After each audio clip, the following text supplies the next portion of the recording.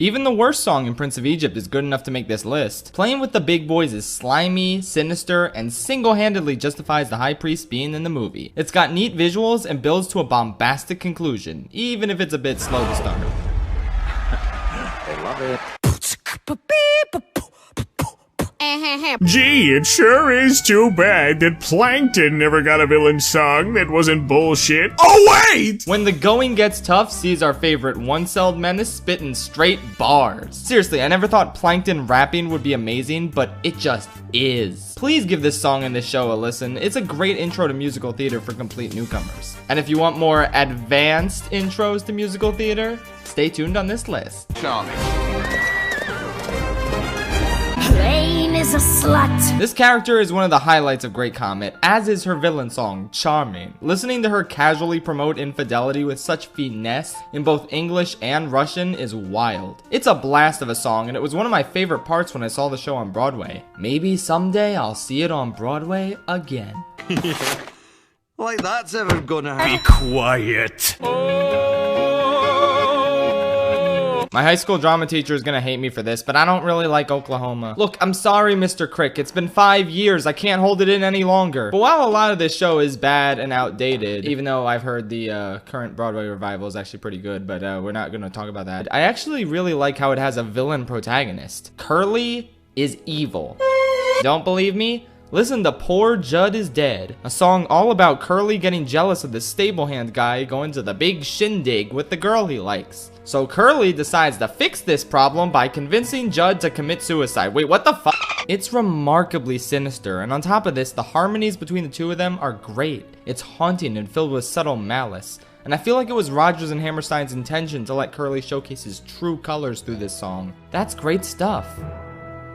I'm still not a big fan of this musical, sorry, not sorry. They're not even a real country anyway. Blame Canada is an Oscar-nominated passionate ballad from South Park, bigger, longer, and uncut. It's all about blaming Canada for the degradation of our youth. I don't think I need to explain why this is on the list. It's comedy gold, and the first AMV I ever watched on YouTube was Disney villains singing this. Watch that. A friend is a friend till the end of the end. Oh, hell yeah, Friends on the Other Side time. The middle's a little slow, but loaded with clever foreshadowing, and the beginning and ending just kill it with how smooth, jazzy, and bombastic they are. Keith David knocks this thing out of the park, and I think the visuals in this song are an excellent example of how well Musker and Clemens construct dynamic animation to go with their musical numbers, especially compared to every other Disney director working today, but that's a story for another day. Jafar, he's our man if he can't do it. Right! I took suggestions on Twitter for this list, but ended up realizing that it's hard to get invested in a villain song when you don't know its context in the story. Except Jaleesa's suggestion, that one killed it. Get it? Killer Instinct is hysterical and shows how vicious and manipulative a 15-year-old cheerleader can be. I feel like this song is even funnier without knowing the context of the show, because I didn't. And I still really don't. So give it a listen. You'll love it, probably. Maybe. We'll see.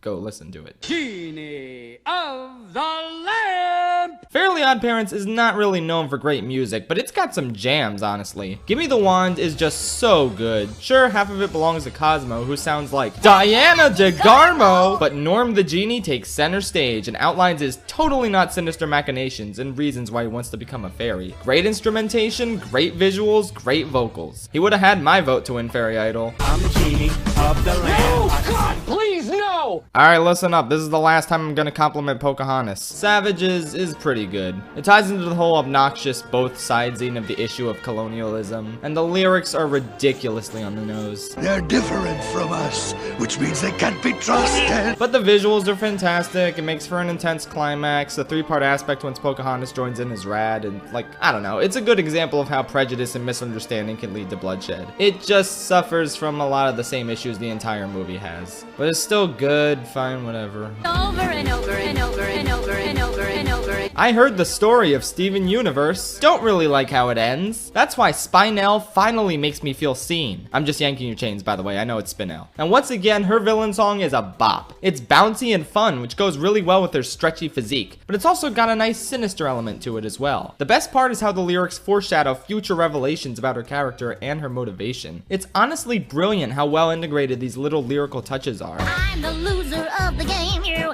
didn't know you were playing. The only issue I have with this song is how short it is and how I wish there were more verses, which is an issue with a lot of songs from the Steven movie. I wish they could have done more quality over quantity and expanded some of their better songs while cutting others. But regardless, this one's pretty rad. All right, Magic Conch.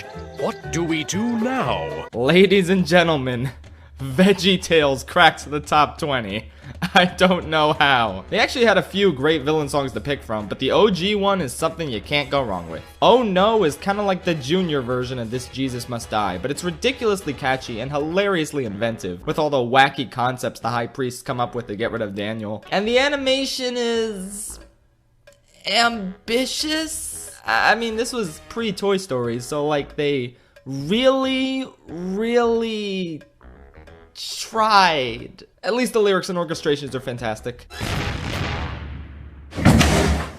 Women are as slick as eels. Poor Unfortunate Souls is rad, but much like Friends on the Other Side, it's got a slow middle and even a slow beginning this time. But once that ending kicks in, hot damn. This is a quintessential villain song that showcases how sinister this lady and her ambitions are. The way it builds and builds to this amazing ass climax gives me life. It's so solid.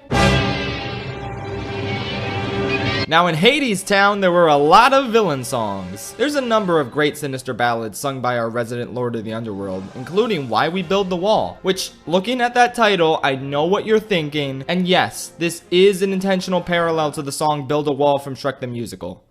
But I hate Shrek the Musical, so I'm not picking this one. My pick is Hey, Little Songbird. It's a dark, low, immensely sinister ditty featuring Hades tempting the innocent young songbird Eurydice and saying, hey, come on down to Hades Town. But she's like, I got some food. Food? Why didn't you say so, my man? I'm gonna sign my entire life over to Hades for this little bag of food, man.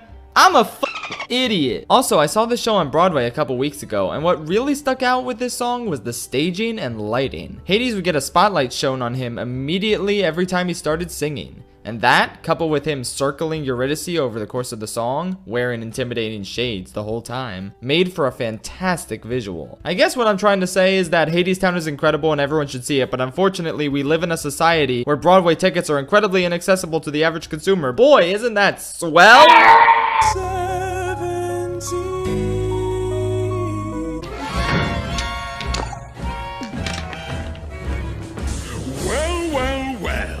Little Maui's having trouble with his luck.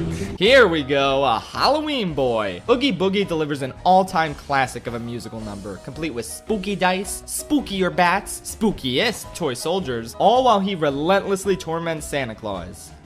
That's the good shit. I love the blacklight design of the place. I love the way Oogie moves. I love that random voice crack. Better pay attention now. It's maybe a little too simple and repetitive, which prevents it from being higher, but it's awesome. Y'all know it. Beep boo boo bop boo boo beep. Oh hell yeah, video game representation. Once You Gone is sonically and lyrically rich, showcasing how GLaDOS is finally ready to move on from that pesky test subject who pretty much ruined her entire operation. It's a great send-off to the character since Valve is creatively bankrupt and never gonna make another one of these games. Still Alive was excellent, but this is the GLaDOS credits number perfected.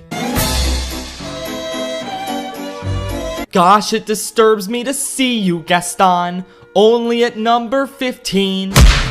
Every song here'd love to be you, Gaston. You're cooler than Planet Sheen. Speaking of which, holy shit, I was listening to the Planet Sheen theme song the other day. Keep in mind, I've never heard it before. And oh my god, it's one of the worst musical compositions ever created. I'm dead serious. They didn't try and they seem proud of that fact. The song is literally just random words in a random order while Sheen comments on how it makes no sense and is terrible. Like, wow, what an observation. Great work. I couldn't tell that this was a piece of shit on my own, but I'm so glad you were here to tell me. Whoever greenlit this show should be ashamed of themselves. Who even asked for this? Who asked for Jimmy Neutron in space but with worse animation and only Sheen? I am genuinely shocked that Planet Sheen was not amongst the plagues God inflicted upon Egypt in order to free the Hebrews. It would fit right in. It is not a show.